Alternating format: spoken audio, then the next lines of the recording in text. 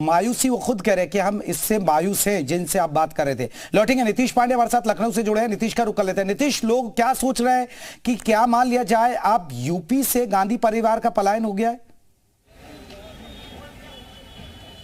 लोग सोच रहे हैं और जो आप कह रहे हैं वही सोच रहे हैं, लेकिन सबके मन में यह सवाल है कि कांग्रेस का हाथ अब किसके हाथ में जाएगा। जो लोग हैं इनसे बातचीत भी कर लेते हैं। आपसे जानेंगे कि जिस तरह से पहले राहुल गांधी, फिर प्रियंका गांधी, यहाँ फिर उनके पद से पीछे अब सोनिया गांधी भी रायबरेली से कहीं ना कहीं उन्होंने किनारा कर लिया। क्या लग रहा है अब कांग्रेस का हाथ में जा सकता है? जो सवाल आप लोगों के हैं क्या है ये? कांग्रेस के बहुत बुरे दौर से गुजर रही हैं और उसका रीजन उनकी खुद की पार्टी है और उनके पुराने नेता लोग हैं। कांग्रेस पार्टी वन मैन तो नहीं कहेंगे, वन फैमिली पार्टी है। और लेकिन उत्तर प्रदेश से पलायन की कोई खास वजह हो सकती है? जिस तरह से परिवार के 3 सदस्य यूपी में कहीं ना कहीं जमे हुए थे, कहा जा रहा था जब प्रियंका गांधी आई तो उन्होंने उनके आने से ये लगा कि कांग्रेस में फिर से जान आ जाएगी, लेकिन वो भी वापसी ले ली। अब इसके बाद अब सोनिया गांधी जी भी, ये भी कहीं ना कहीं पीछे। तो अब क्या लग रहा है, पलायन हो गया यूपी से? क्या वो पलायन ही हो चुका है, बट वो अपने रायबरेली सीट जैसे वो छोड़ के राज्यसभा के लिए चली गई, ऐसा न्यूज में है।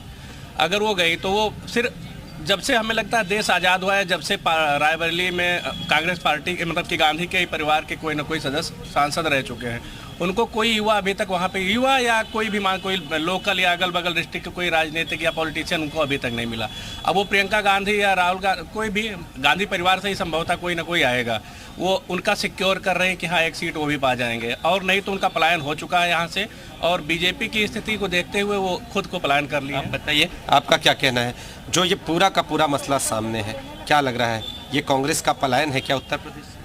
बिल्कुल ऐसे ही संभावना लग रही है। कांग्रेस पलायन कर चुकी है और उसने सरेंडर कर दिया है भारतीय जनता पार्टी के आगे। आने वाला समय, जो मोदी जी ने 400 पार कहा है, तो 400 पार नहीं 500 पार होगी स्थिति। यानी 400 पार का जो नारा है वो भी प्रभावी दिखाई दे रहा है। आपको क्या लग रहा है जिस तरह से? जी बताइए।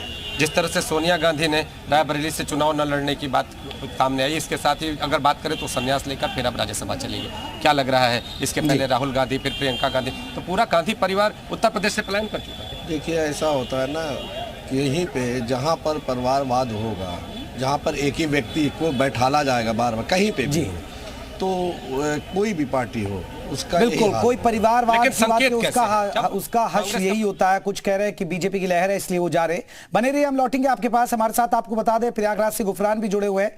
गुफरान, प्रयागराज के लोग क्या सोच रहे हैं इस फैसले पर? हमारे बिना चल ही नहीं रहा। बिल्कुल, देखिए सीधे प्रयागराज की जो जनता है उसी से बात कर लेते हैं, क्योंकि ये सिर्फ रायबरेली अमेठी का पलायन नहीं है। इसके पहले प्रयागराज की जो फूलपुर लोकसभा है, ये भी कभी गांधी परिवार का हुआ करता था, गढ़ था, लेकिन यहां से भी गांधी परिवार बहुत पहले जा चुका है और अब रायबरेली और अमेठी भी छोड़ रहे हैं। तो जाहिर सी बात है सवाल होंगे, लेकिन कुछ लोग हैं उन्हीं से जानते हैं। ये बताएं, जो जिस तरीके से रायबरेली सोनिया गांधी जी ने छोड़ा है, क्या लगता है इसके पीछे सिर्फ हार का डर है या कुछ और वजह है? सोनिया गांधी जी को पता है कि अब उनके पास कुछ बचा नहीं है। कारण भी साफ है, जो उत्तर प्रदेश में प्रयागराज जैसे फूलपुर क्षेत्र से चला गया, वो अमेठी अब उनके लिए क्या बचा रह गया। ये वो जगह थी फूलपुर जो उनको आज भी सेंटिमेंट्स की राजनीति में उनको कुछ फायदा दे सकता था, लेकिन फूलपुर की जनता, यहाँ प्रयागराज की सारी जनता को ये पता है कि अब कांग्रेस में बचा कुछ नहीं है और सोनिया गांधी गई डर से ही है। ये बताएं, डर है क्या? हार का डर था क्या इसलिए? बिल्कुल नहीं, इनके पास कोई बात तो है नहीं। डर दिखाएंगे, भय दिखाएंगे, उसके बाद एक हम लोग बहाने बताएंगे।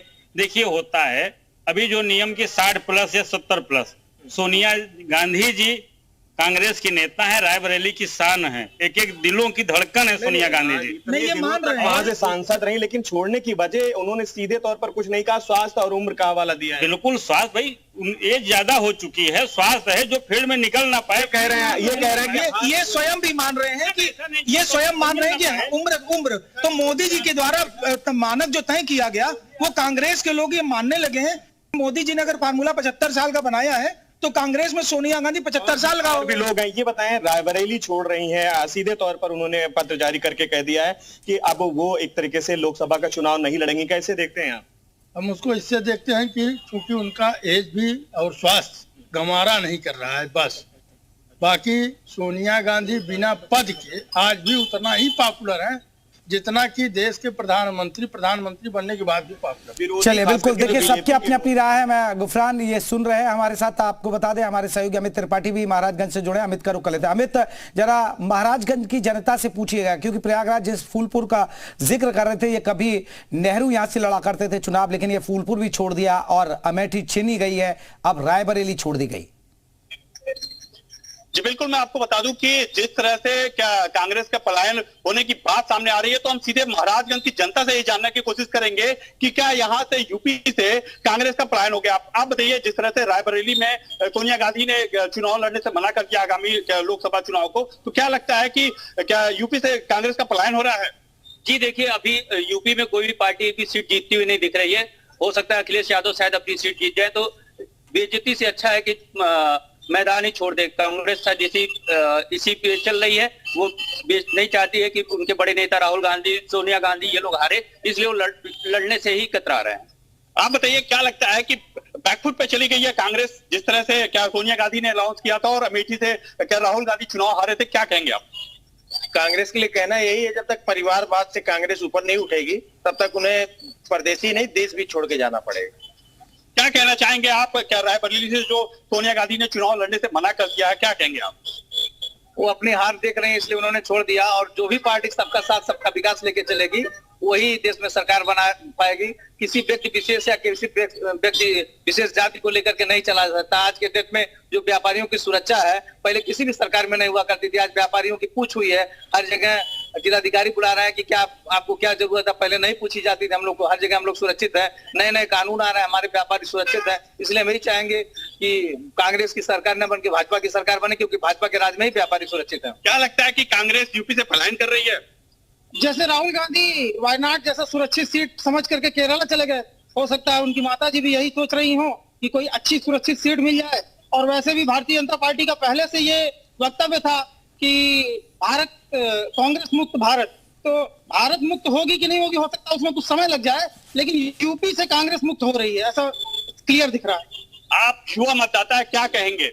देखिए, कांग्रेस की जो मौजूदा समय में स्थिति है काफी डामाडोल है, क्योंकि कांग्रेस को एक उम्मीद थी कि अलायंस के साथ वह भारतीय जनता पार्टी को टक्कर दे सकती थी, लेकिन जिस तरह से अलायंस टूट रहा है, बिखर रहा है, कांग्रेस के बड़े दिग्गज नेता सत्ताधारी पार्टियों के साथ झुकाव में नजर आए, तो इससे कहीं ना कहीं साफ है कि 2024 के लोकसभा चुनाव में बीजेपी को किसी भी तरह से कांग्रेस टक्कर देती हुई नजर नहीं आ रही है। बिल्कुल देखिए, हम पब्लिक का मूड हम देख रहे थे रायबरेली से, महाराजगंज से, और हमारे साथ आपको बता दें हमारे सहयोगी प्रयागराज से जुड़े और लखनऊ से भी हमारे नीतीश पांडे हमारे सहयोगी बता रहे थे कि आखिरकार सोनिया गांधी के फैसले पर पब्लिक का मूड क्या है। माहौल टाइट आप देख रहे थे इसमें।